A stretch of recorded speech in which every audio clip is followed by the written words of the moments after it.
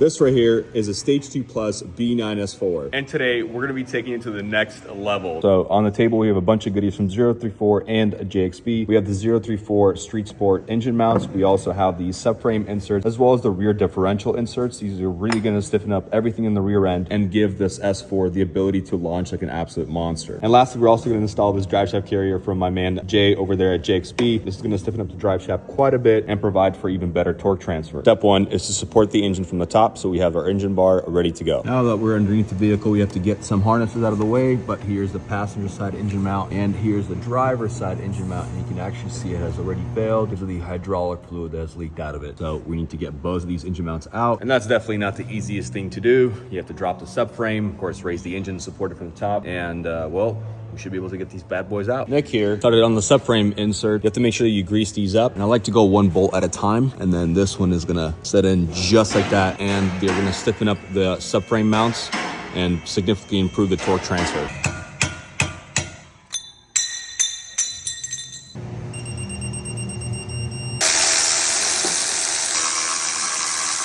The side mount comes out fairly easy. Look at that crack right there. Here's applying pressure to the subframe, and that gives us enough room. Pull this engine mount out.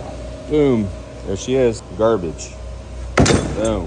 So here's our 034 Street Sport engine mount going in. You have one bolt. You have to apply Loctite to all of these. So this one's gonna get torqued down to 55 newton meters. Then you have two more bolts. They're gonna sit through the subframe. Make sure you Loctite them. And then these will get torqued to 30 newton meters. And with that, our beautiful Street Sport engine mounts are installed on both sides. All we have to do is raise the subframe back up, and that will complete the installation for these engine mounts. So once we have our exhaust removed and the heat shield removed, you can actually see the drive shaft carrier here. This is the Audi drive shaft carrier. I mean, look how much movement is in that drive shaft carrier. We need to cut it here, and then trim all of that rubber off that bushing. What our carrier is going to look like. It's gonna sit just like that.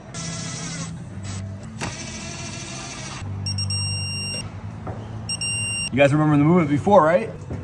You can't move it at all. I mean, that thing is tight. The 034 differential mounts, one is gonna sit here, and then there's gonna be one here as well as one on that back side as well. But to get to those, you have to lower the differential just a little bit to be able to install these. Here's the front differential insert. There you go, there's that one.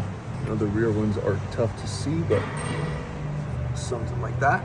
And just like that, our 034 differential mounts are also installed. This differential is not going anywhere. And with the rims back on, this S4 is ready to go back to its owner. I'm sure he's gonna feel a substantial difference with the engine mount and all the rest of the inserts. And if you guys want me to work on your Audi, make sure you DM me book and we'll get you on the schedule.